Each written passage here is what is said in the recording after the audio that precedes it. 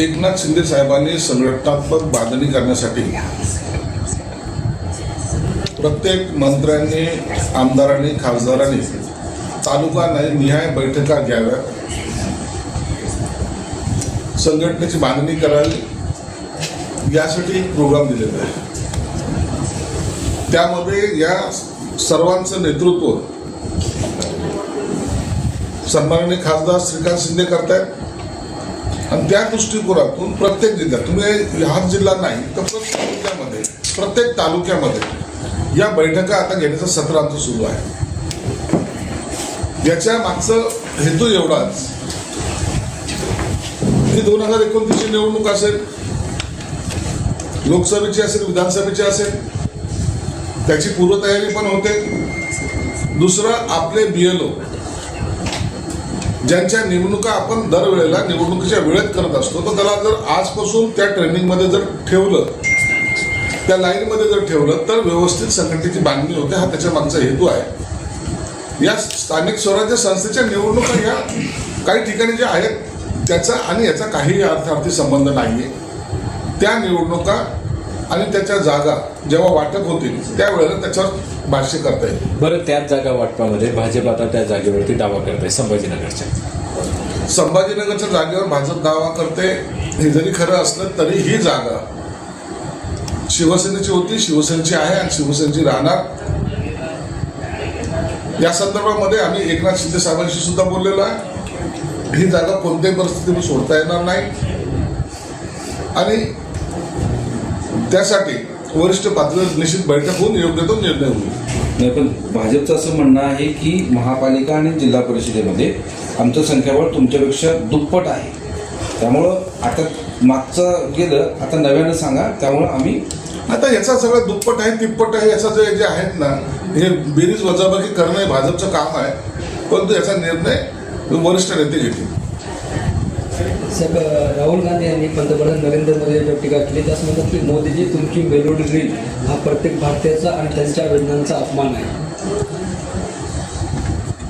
देशाचे पंतप्रधान जेव्हा परदेशात असतात किंवा एखाद्या पॉलिसीवर बोलण्यासाठी, चर्चा करण्यासाठी जातात, त्या टायमाला राहुल गांधीचं नेहमी काही ना काही वादग्रस्त वक्तव्य आपल्याला पाहायला मिळते.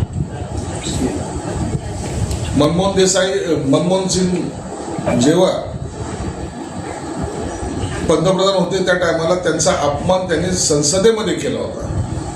म्हणून हे अशा गोष्टी करणं हे राहुल गांधीचा छंद आहे आणि म्हणून या पप्पूला आम्ही एवढं सिरियसली घेत नाही. पण यापुढे जाऊन राहुल गांधी असं म्हणतात की पंतप्रधान आणि गृहमंत्री गद्दार आहे. हेच ना, देशाच्या पंतप्रधानाबद्दल काय बोललं पाहिजे, गृहमंत्र्याबद्दल काय बोललं पाहिजे, या अशा वैयक्तिक पातळीवर टीका करणं हे राहुल गांधीचं नेचर झालेलं आहे. म्हणून त्याला आता खऱ्या अर्थानं पश्चाताप या गोष्टीचं झालं की आपला पक्ष डुबतोय आणि त्या फ्रस्ट्रेशनमधून त्याच्या तोंडून हे असे वाक्य निघतात. साहेब, पंतप्रधान नरेंद्र मोदी यांनी काटकसरीचं आवाहन केले. मात्र असं असताना भाजपाच्या पंकजा मुंडे, माधुरी मिसाळ आणि श्वेता महाल चारधाम यात्रेला गेल्या. यावर आता सोशल मीडियावर टीका होताना पाहायला मिळते. चारधाम यात्रेला गेलं म्हणजे त्यांनी आता बचत केली असते तर किती झाली असते याचा काही विचार कराल का? देवदर्शन करायचं नाही असं काही ठरलेलं नाही ना. म्हणून अशा छोट्या गोष्टीचा भाव करण्यात काही अर्थ नाही. सध्या एक कॉक्रोच पार्टी जगभरामध्ये चर्चेला आलेली आहे आणि विशेषतः त्याचा रोष तो आपल्या संभाजीनगरचा आहे. इथला त्याचा रोष महाराष्ट्रावर अधिक आहे. त्यांनी वेगवेगळे मुद्दे मांडत असताना एक मुद्दा मागितला की या पक्षातून त्या पक्षात जाणारे नेते, मग त्यांना 20 वर्षासाठी निवडणूक बंदी, त्याच्यावर गुन्हा दाखल करा वगैरे असं आहे. पण त्या सगळ्यावरून आता महाराष्ट्रातली तरुणाई सुद्धा जैन झड जी आहे ती त्याच्याकडे आकर्षित जाते. काय सांगू? मुळामध्ये न्यायमूर्तीसारख्या माणसांनी, ज्या इतक्या मोठ्या पदावर बसलेल्या माणसांनी सर्वसामान्य युवकांना अशा पद्धतीने डिचवणं हे चुकीचं आहे. विद्यार्थी दशेतला मुलगा हाच खऱ्या अर्थानं क्रांती घडत असतो. भारताला स्वातंत्र्य मिळवून देण्यामध्ये कुणाचा पुढाकार होता? या युवकांचा होता. चले जाव चळवळ जेव्हा महात्मा गांधींनी जेव्हा घोषणा केली, सगळ्यात पुढे कोण होता? हा युवक होता. आणि जेव्हा युवकांचा तुमच्या आंदोलनासाठी, तुमच्या राजकीय भवितव्यासाठी, तुमच्या असलेल्या पक्षासाठी तुम्ही वापर करता, आणि जेव्हा काम संपलं तर त्या युवकांचा तुमचा अर्थार्थी काही संबंध नाही अशा पद्धतीने जेव्हा बोलल्या जातं आणि त्याच्यातल्या त्यात न्यायमूर्तीसारख्या घटनेचा ज्यांना अधिकार आहे त्या माणसाने त्यांना कॉक्रोच म्हणणं हे मला वाटतं अत्यंत गैर आहे. तो त्या युवकांचा अपमानही मी मानतो. म्हणून युवकांचा संताप हा झालेला संताप हा असा तसा नाही झालेला. तुम्ही त्यांच्या अधिकार आणि त्यांच्या ताकदीला दिलेलं ते आव्हान आहे. म्हणून आज जर तुम्ही पाहिलं ही कॉक्रोच पार्टी वगैरे ज्यांनी काढली त्यांचे इतक्या मोठ्या प्रमाणात फॉलोअर यासाठी व्हायला लागलेले आहेत की त्यांचा उद्रेक ते त्या माध्यमातून दाखवत आहे. आम्हाला तुम्ही भारताचं आधारस्तंभ म्हणता, येणारी भावी पिढी म्हणता, अशा वेळेला तुम्ही आम्हाला कॉक्रोच म्हणून हिनवता ही गोष्ट प्रत्येक युवकांना लागलेली आहे आणि त्याचा हा परिणाम आपल्याला दिसून येतो. सर, राष्ट्रवादी काँग्रेसच्या नवीन कार्यकारिणीत धनंजय मुंडे यांना महत्त्वाचं स्थान मिळणार आहे असं माहिती आहे. राष्ट्रवादीच्या या कार्यकारिणीमध्ये कुणाला स्थान मिळणार आहे, कुणाला निश्चित देणार आहे, कुणाची क्लरिकल मिस्टेक झाली, या सगळ्या वादाधिक गोष्टी आहेत. या संदर्भामध्ये आतापर्यंत कोणतंही स्पष्टीकरण खऱ्या अर्थानं अधिकृतपणे पुढे आलेलं नाही. म्हणून या पक्षाचं आता नेमकं काय धोरण आहे किंवा काय त्यांच्या कंडिशन्स आहेत या काही दिवसातच आपल्या समोर येईल. त्या पक्षाचं धोरण तुम्हाला नसेल माहिती, पण ते पक्षातले लोक तुमच्याकडे जे येतात ते तरी माहिती असेल. तर काय तुमच्या संपर्कात किती आहे? आता हा पक्ष त्यांच्या अंतर्गत गोष्ट वेगळी, परंतु पक्षामधून बाहेर जाण्याची संख्या तेवढीच वाढलेली आहे. काही लोक निश्चितच आमच्या संपर्कात आहेतच, आमच्याशी बोलतायत. पक्षामध्ये आता नेतृत्व कोणत्या नेतृत्वाखाली काम करायचं हा प्रश्न काही लोकांना पडलेला आहे, हे नाकारता येत नाही. म्हणून त्यांच्या पक्षामध्ये काय घडतंय हे काही दिवसात तेच सांगितलं की काही दिवसात कळेल. आणि एवढं मात्र निश्चित आहे की त्याचं अलबेल नाही असं एकंदर चित्र आहे. पंतप्रधान नरेंद्र मोदी यांनी एक चॉकलेटचं पाकिट मेलोडी यांना दिलं. त्याच्यानंतर आता कुठंतरी राहुल गांधी म्हणतात की हा भारतीयांचा अपमान आहे, असे रील बनवणार. त्याच्यानंतर त्याला तुम्ही एवढं सिरियसली घेऊ नका. काही वेळेला एखाद्याला जोक करणं किंवा हसवणं किंवा सहजगत्या बोलणं ह्या प्रकारातून झालं. त्या मेलोडीचा एवढा काही प्रचार झाला, ती मेलोडी राहिली वेगवेगळीकडे, या चॉकलेटचा प्रचार झाला जास्त. आता प्रत्येक जण हातात तो मेलोडी घेऊन खात बसेल. म्हणून अशा गोष्टीला जास्त सिरियस घेऊ नये. जिल्ह्यामध्ये पेट्रोलची टंचाई, पेट्रोल डिझेलची टंचाई निर्माण झाली आहे. शेती पिकासाठी मशागतीसाठी लोक तयारी लागलेत, मात्र डिझेल मिळत नसल्यामुळे शेतकरी अडचणीत आहेत. यावर मुख्यमंत्री साहेबांनी स्पष्टपणे सांगितले की काही लोक जाणून बुजून टंचाई निर्माण करण्याचा प्रयत्न करतायत. आपल्याकडे पेट्रोलचा डिझेलचा साठा आहे, एवढं निश्चित आहे. काय याच्यामुळं सर्वात जास्त जर पॅनिक कोणी होत असेल तर तो शेतकरी होतो. शेतातले कामं करणं, त्याला आवश्यक असलेला डिझेलचा पुरवठा जर नाही झाला तर मग मशागत कशी करायची, पावसाचं तोंडावर आहे, या सगळ्या अडचणीला तो समोर जातोय. म्हणून आता त्या विभागीय आयुक्तांनी किंवा कलेक्टरने या संदर्भामध्ये कठोर पावलं उचलण्याची गरज आहे. प्रत्येक पेट्रोल पंपावर आपला एक देखरेख, आपला डोळा हा असला पाहिजे. सर्वसामान्य नागरिकाला याच्यापासून त्रास होणार नाही याची काळजी सर्व कलेक्टरने घ्यावी, अशा सूचना गेल्याच कॅबिनेटमध्ये मुख्यमंत्री महोदयांनी सुद्धा दिलेल्या आहेत. पुरवठा असला तरी काही पेट्रोल पंप चालक जे त्यांचे नियमित मोठ्या वाहन आहेत त्यांना देण्यासाठी पेट्रोल ठेवलं जातं आणि जे सर्वसामान्य वाहनधारक आहे किंवा शेतकरी आहेत त्यांना दिलं जात नसलं. ग्रामीण भागामध्ये शेतीची कामं करून देईल. नाही, म्हणून तो सांगतो ना, सगळ्यात जास्त फटका शेतकऱ्याला बसतो. शेतकरी अडचणीत येतोय. म्हणून ह्या अशा पेट्रोल पंप चालक जे असतील त्याच्यावर हा कलेक्टरांचा मुळामध्ये कलेक्टरला ते अधिकार देण्यात आलेले आहेत. त्यांनी त्याच्यावर नजर ठेवून असे जर काही उद्योग होत असेल तर त्याच्यावर कारवाई सुद्धा केली पाहिजे. सर, काल जे ते राष्ट्रवादी शरद पवार गटाने एक आवाहन केले की शेतकऱ्यांसाठी पेट्रोल राखीव ठेवा, नाही तर आम्ही एकही सरकारी गाडी घेऊ देणार नाही. असं बोलण्यापेक्षा त्यांना सरकारला सहकार्य कशी करायचं ही भूमिका त्यांची असली पाहिजे. कुणालाही पेट्रोलचा तुटवडा करायची इच्छा नसते किंवा करणार पण नाही. म्हणून सरकारची सुद्धा तीच भूमिका आहे की सर्वसामान्याला डिझेल आणि पेट्रोल मिळालं पाहिजे. याच्यावर मी उत्तर ऑलरेडी कोकणामध्ये दिलेलं आहे. प्रमोद जठार हे भाजपचे आमदार आहेत, डिसिजन मेकर नाही. थोडं मागे डिसिजन घेणारे मागे माननीय देवेंद्रजी आहेत आणि त्यांचे केंद्रीय सगळे स्तरावरचे लोक. जसं मी त्या माझ्या मुलाखतीमध्ये सांगितलं होतं मी काय करावं आणि पक्षानं काय करावं हे शिवसेनेमध्ये जर मी सांगायला लागलो ते मला पहिले अधिकार आहेत का? मला ते अधिकार नाही. मी मंत्री असताना नाही, उद्योग मंत्री असताना नाही. त्यामुळे भाजप तर आपला मोठा भाऊ आहे, त्याच्यामध्ये नेत्यांचे फार मोठे स्तर आहे. तिथले महाराष्ट्रातले सगळे निर्णय हे देवेंद्रजी घेतात. त्याच्यामुळे नवीन आमच्या कोकणातले मित्र प्रमोद जठार साहेब आमदार होलेले आहेत. शेवटी संघटना बांधणं, संघटना वाढवणं हे प्रत्येक कार्यकर्त्याचं काम असतं आणि आपल्या कार्यकर्त्यांना ऊर्जा देण्यासाठी अशा पद्धतीची वक्तव्य कदाचित झाली असती आणि मी त्याच्याकडे अतिशय खिलाट वृत्तीनं बघतो. त्याच्यामध्ये कुठेही वाद आहे किंवा विवाद आहे अशातला भाग नाही. असं की तुम्ही आता ज्या स्थानिक स्वराज्य संस्थांच्या निवडणुका आहेत, त्याचा फॉर्म्युला ठरल्याची चर्चा आहे. नेमकी काय आणि तुम्ही कुठल्या जागेवर आग्रही? फॉर्म्युला अजिबात ठरलेला नाही.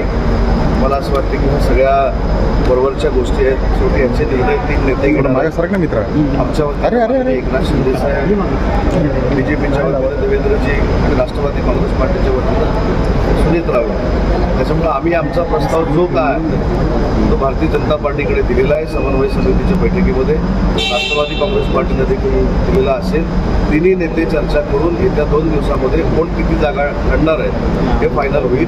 परंतु 17च्या 17 जागा महायुतीनं आम्ही लढू आणि 17च्या 17 जागा महायुती जिंकू. एक सरन्यायाधीशांचं वक्तव्य मध्यंतरी चर्चेत आलं होतं. त्यानंतर एक कॉक्रोच जनता पक्षाची स्थापना झाली आणि 5 दिवसात 1 कोटीवर फॉलोअर्स सुद्धा मिळाले. अशा पद्धतीनं त्यांच्या वक्तव्याचा निषेध युवा पिढी करताना दिसतो.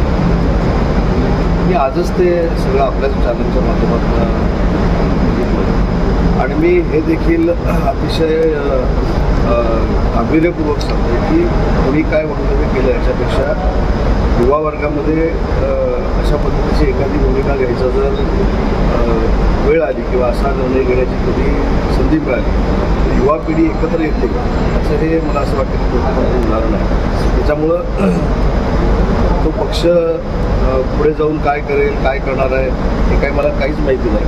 परंतु युवा पिढीच्या कधीही मला असं वाटतं की आपण असं म्हणतो की युवा पिढी ही देशाचं हित ठरवते. देशाच्या जडणघडणीमध्ये युवा पिढीचा देखील वाटा मोलाचा असला पाहिजे आणि म्हणून युवा पिढी जर विधायकरित्या एकत्र येत असेल तर त्याच्यामध्ये काही गैर आहे असं मला वाटतं. दुसरं असं की देशाचे पंतप्रधान असतील, महाराष्ट्राचे मुख्यमंत्री असतील, सर्वांना आवाहन करतात डिझेल कमी वापरा, दौरे कमी करा.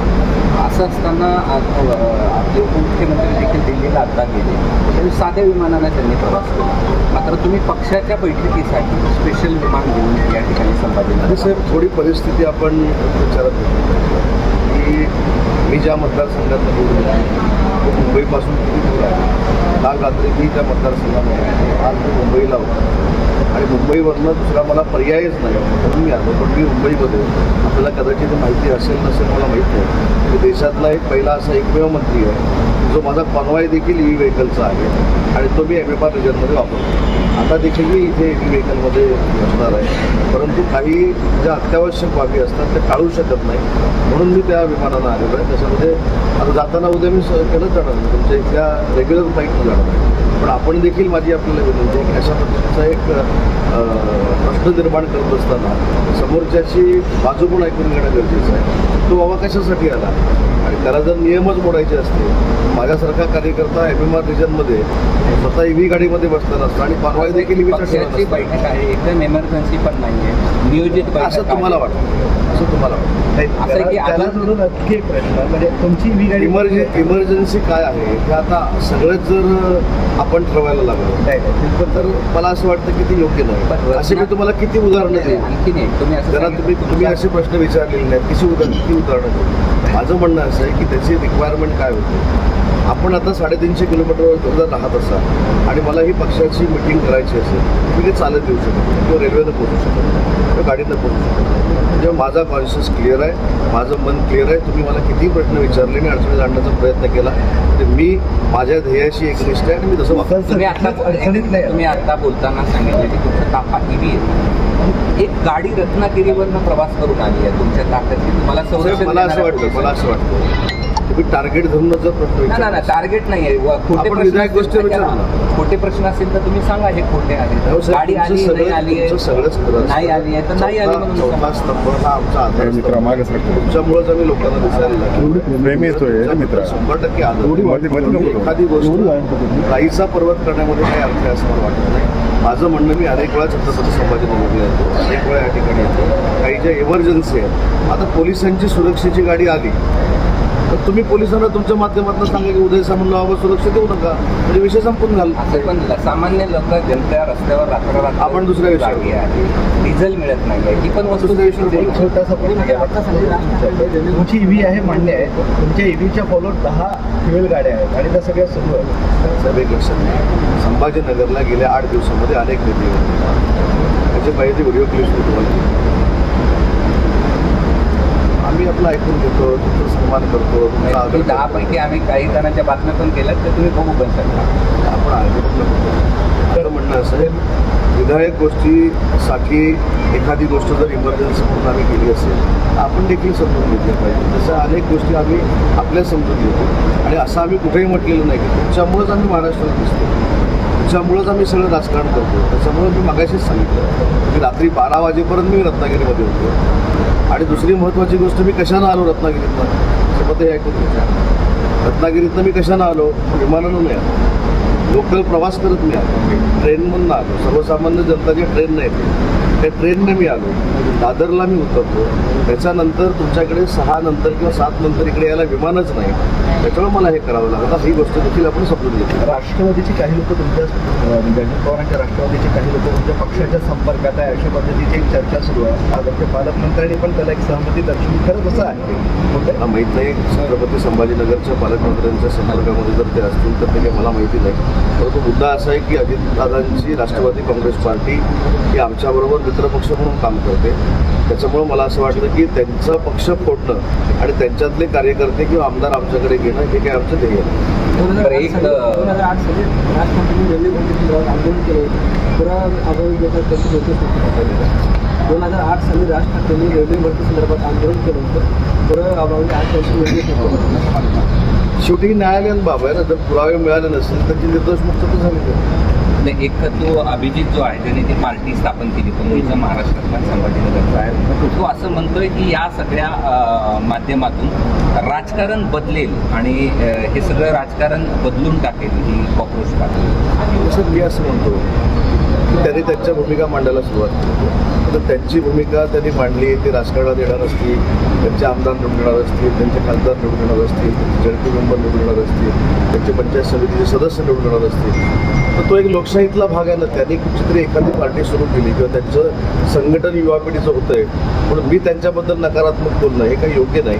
मी मगाशीच सांगितलं की युवा पिढी एकत्र जर येत असेल तर ही चांगली गोष्ट आहे. एसआय हा विषय जरी आज असला तरी आगामी विधान परिषदा निवडणुकीच्या दृष्टीनं पक्ष मजबूतीकरणासाठी तुमचे आणि नाही, आज SIRचा तर नक्कीच प्रश्न आहे. त्याच्यानंतर विधान परिषदेच्या बाबतीमध्ये देखील चर्चा आम्ही करू. त्याच्यानंतर आमचे गटप्रमुखापासून जिल्हा प्रमुखापर्यंत सगळी पदं भरलेली आहेत का ते आम्ही बघू. पालकमंत्र्यांनी आमच्या शासकीय समित्यांवर महायुतीच्या सगळ्या पदाधिकाऱ्यांना सामावून घेतलंय का ही देखील याच्यामध्ये चर्चा होणार आहे. आणि अशी आढावा बैठक आणि 2 दिवस मी छत्रपती संभाजीनगरला आहे. हे उद्यासाठी काही प्रश्न दाखवून ठेवा. भाजपाला जे आहे ते संभाजीनगर आणि जालना नगर गावात नाही त्यांचं असं म्हणायचं आमचं संख्याबळ आता जास्त आहे. दावा आम्ही पण केलेला अनेक ठिकाणी तिथं आमची संख्या बजाव असतात. तेव्हा मगाशीच मी याचा विषय क्लिअर केला की 3 नेते ठरवतील की याच्यामध्ये नक्की विधान परिषदेच्या जागा शिवसेनेनं किती लढवाव्या, भारतीय जनता पार्टीने किती लढवाव्या आणि राष्ट्रवादी काँग्रेस पार्टीने किती लढवाव्या.